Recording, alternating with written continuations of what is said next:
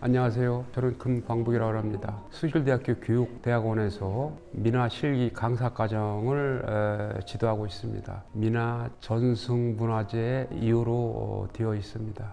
저희 제자들이 그런 전시회는 백당 궁중 민화 전시회 오신 것을 환영합니다. 백당 궁중 민화 전시회는 저와 함께 같이 공부한 그런 민화 그리는 사람들의 28명이 같이 한 그런 자리입니다. 인사트 프라자 2층에서 전람회를 하고 있습니다. 우리가 혹시 민화 요즘에 많이 유행하고 있죠. 그런데 민화라고 하는 것은 민중의 삶 속에 깊이 들어와서 우리 삶과 같이 한 그런 그림들로서 우리가 조선 말기에 상당히 유행했던 글입니다. 우리가 생각했던 것보다 조선 후기의 그런 생활상이라는 것은 굉장히 처참했고 굉장히 힘들었던 그런 사회상이라고 볼 수 있습니다.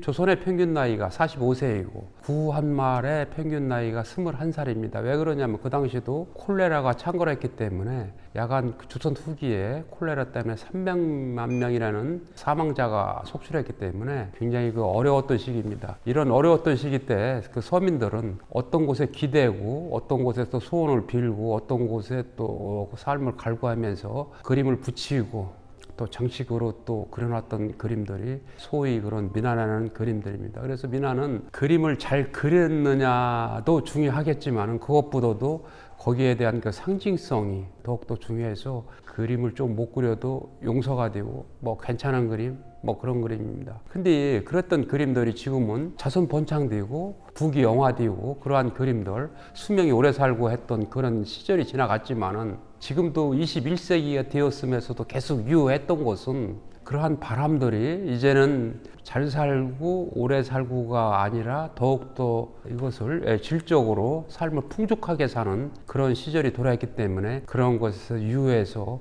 민화가 상당히 유효한 것 같습니다. 그렇게 하고 수명이 늘어난 관계로 현대인들은 여가 생활을 하기 위해서 접근이 용이하고 또 쉽지 않습니까? 민화는 돈만 있으면 그릴 수 있는 그림이라 칼라로 색채감도 아름답고 그래서 지금 민화를 지금 많이 유행되고 있습니다.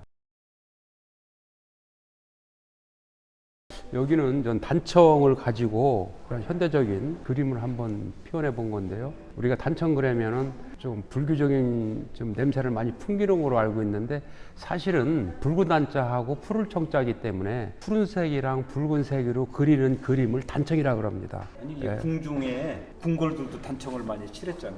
그래서 그게 신전 단청이라는 의미가 원래 그 역사 시원을 보면은 중국 고대의 고분벽화의 그 붉은색이랑 청색으로 많이 그리게 돼서 거기서부터 시작이 되고 또 중국 책을 보면은 단청이라는 정의가 도안하여 색을 칠하는 모든 그림을 단청이라고 이렇게 나와 있습니다. 그 왕권이 강화되면서 궁궐의 아름다움을 표현하기 위해서 무늬로 사용했고 불교가 전래되면서 어떤 종교적인 장엄으로 해서 또 이런 무늬가 많이 사용하게 됐죠. 천 몇 년 전부터 우리나라에 전래된 그런 무늬이기 때문에 그런 걸 가지고 현대적인 시각으로 민화와 같이 접목시켜서 한번 새롭게 만들어 본 그런 그림입니다. 중국의 그 자금성이 굉장히 화려한 색깔로 칠했지만은 우리 단청만큼 화려하진 않아요. 우리나라 단청은 세계에서 가장 화려한 색깔이야. 그러면서도 보면은 정감이 가고. 근데 이 단청일은 금방 그렸을 때부터 약간 퇴색되면 더 멋있어. 고풍스럽지. 그래서 오래된 절의 그 단청들이 더 정감이 가고 더 좋은 거예요. 그러니까 우리나라에서는 오랜 세월이 흐른 후에 생각을 하고 단청을 한 거예요. 금방 단청했을 때 너무 화려하고 확 띄는데 이게 오래된 단청, 약간 퇴색되면 더 멋있다고 해요. 이 그림은 모던 타이거라고 제가 제목을 한번 붙여봤습니다. 우리가 호랑이 하면은 민화에서 상징하는 바는 무엇을 지켜준다, 또 나쁜 것을 막아준다는 그런 의미를 가지고 있는데 지금 보면은 원화, 유로화, 달러, 엔화.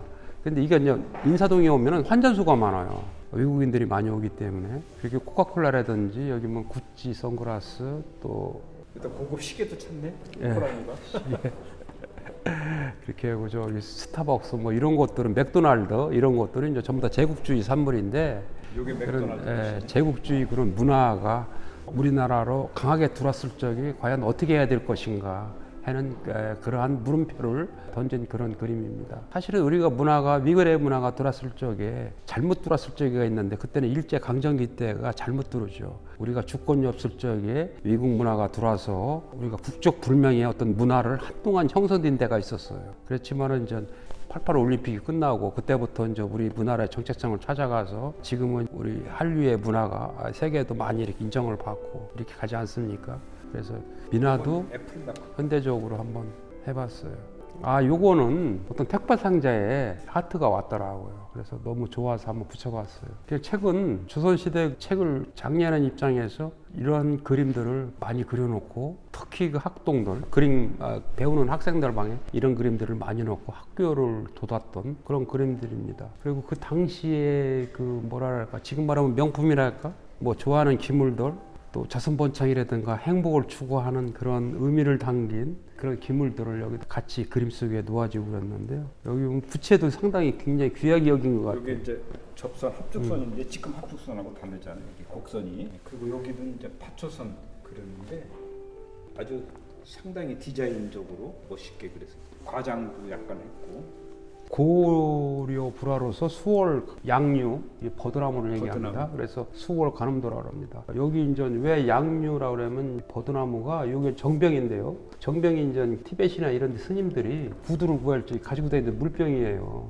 여기에 이제 버드나무가 봄이 되면은 새 생명이 나오기 때문에 그런 생명수와 같은 곳인데 이 안에다가 또 우리나라에 들어오면서는 새벽에 이슬을 맞아서 그 감로수라 그러죠. 달감자 이슬로자를 써서 그래서 새벽에 이슬을 맞아서 이제 새벽 그 예불을 드릴 적이 공양수로도 이게 쓰이고 하는 그런 정병입니다. 수월 관음도는 관음은 그 살아있을 적에 살아있는 사람들한테 많은 그 소원을 들어주고 어떤 구조해주는 그런 보살님이죠. 반대로 또 지상보살이라는 게 있어요. 지상보살은 죽은 사람들한테 지옥에서 구주를 해주는 그런 보살님이죠. 여기 보면 선제동자가 사실은 이게 동자지만은 3000년을 나이가 먹었다래요. 그래서 3000년에 된 그런 선제동자지만은 관세음보살은 진리가 약하기 때문에 진리를 구하러 옵니다. 이렇게 배움을 청해고자 하는 그런 그림을 아주 극세필로 잘 그렸던 고려불화를 재현해 놓은 겁니다. 이 그림은 서순화건도라 해서 십상생처럼 파라노마처럼 이렇게 쭉 펼쳐져 있는데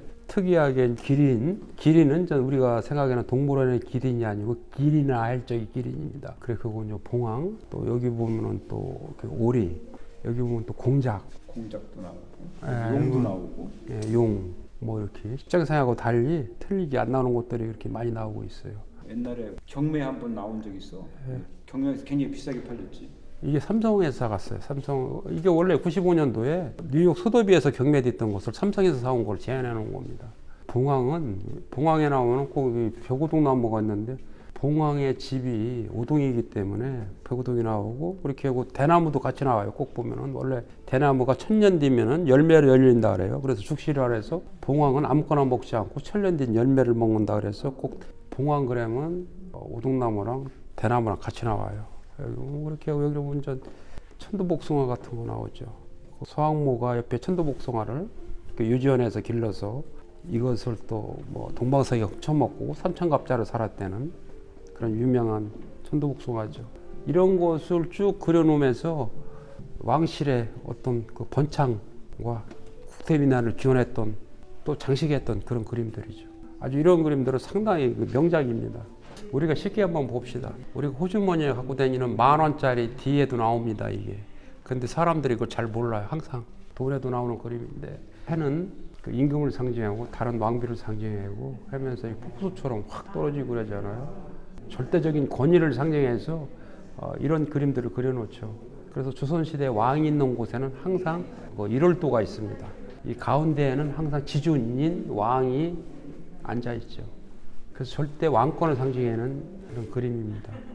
이거는 이제 창덕궁에 있는 대주전에 있는 그 벽화가 4개가 있는데 그 중에 하나입니다. 그래서 봉황이 무리지어 내려온다 그래서 날아온다 그래서 군봉도라 그랬는데 1920년도에 대주전을 완성하면서 4군데 그리게 했는데 그 당시에 이용하고 오일령이라는 분한테 그 18, 31 된 작가들한테 이런 그림을 그리게 하는데 그 또 사방에서도 전부 다 29 이당이라든지 뭐 청전 23 젊은 사람한테 이제 그 순종이 그리게 해서 순종 황제가 국권이 뺏긴 그런 조선의 젊은 기계로서 회복될 날을 기다리면서 조선의 젊은이들한테 이런 그림을 그리게 했던 것 중에 하나입니다. 이게 상당히 멀리서 웅장하게 날아오는 그런 봉황의 무리에서 조선의 그런 기계를 볼 수가 있죠. 아마 힘찬 필력으로 잘 재현된 그림이라고 볼 수 있습니다. 울령이라는 사람이 이제 일본에 가서 서양화도 배웠기 때문에 약간 여기 서양화 기법이 가미된 거예요. 이게 나중에 서양화도 그리고 그랬다고. 울령이 같은 사람들, 춘곡 고이동이 같은 사람도 서양화를 그렸지만은 그 당시에는 서양화가 안 팔리니까 다시 동양화를 그린 거예요. 우리 전통적인 문화가 많이 사라지고 그랬는데 우리 민화가 다시 되살아나서 오늘날 다시 많은 사람들에게 이렇게 보여지고 그려지고 또 공모전에서도 공모돼서 상을 타고 또 잡지에도 많이 나오고 TV 신문이나 언론 매체에도 많이 우리 전통 문화로의 일환으로서 민화가 나오는 데 대해서 상당히 기쁘게 생각합니다. 예, 감사합니다.